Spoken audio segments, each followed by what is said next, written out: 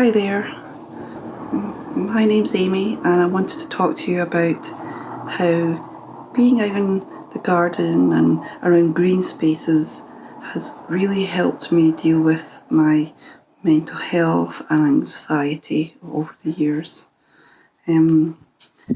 Just like everybody, I've had to deal with my own stresses and stressful situations at home or at work, with family, friends. And I found myself drawn to my garden. I found that I turned to these green spaces to help me try and relax and calm my mind. So I'm lucky enough that I do have a small garden at home. When I first moved in here, it wasn't really much to look at. I decided to create a little green space. I found I didn't need to fully landscape my garden. I just needed to maybe get a bench. I got a bench in and some pots with some brightly coloured flowers, enough to attract some bees and insects. To add some scent into the garden, some lavender. It just so anything with bright colours was enough, so I can go and sit and it would lift my mood. It would really help. My garden is a little bit unkempt, so it's a little bit wild, but I find that it not just benefits me in the sense that it means it's not as much upkeep. It also helps attract the insects and everything like that. It's good for the environment, because there will be days where you don't want to have to spend so much time in your garden, but even spending 10 minutes of a day in the garden is enough to make me feel like I've actually achieved something.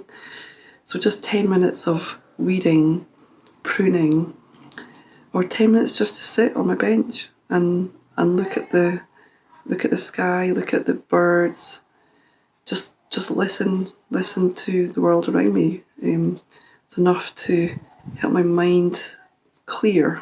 There are little jobs that you can do in those 10 minutes that would have a really big effect in the long term. Because one of my favourite jobs is actually to plant the spring bulbs for the next year. So in late autumn you just need a pot and some peat-free compost and your daffodil bulbs or your snowdrops, and just spending 10 minutes planting them up.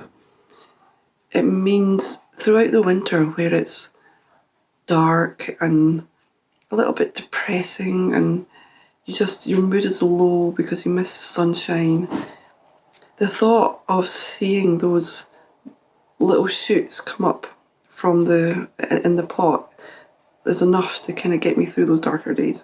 I found that it really did help. It helped me quite a lot.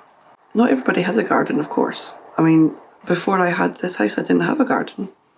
So I had some houseplants, which would really help because they would create flowers as well, and some colour, and just spending time tending those to occupy my mind was great. Or I would take myself off to the local park or the beach.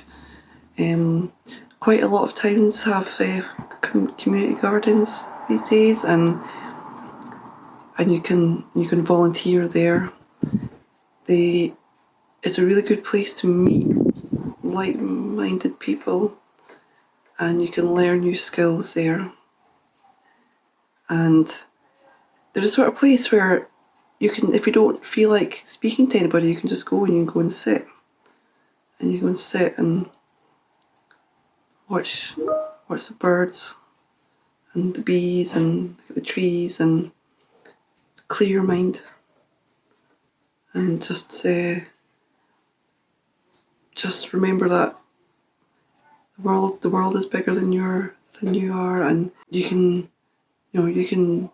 clear your mind, and when you get back you can hopefully face your problems a little easier because you've had that time away to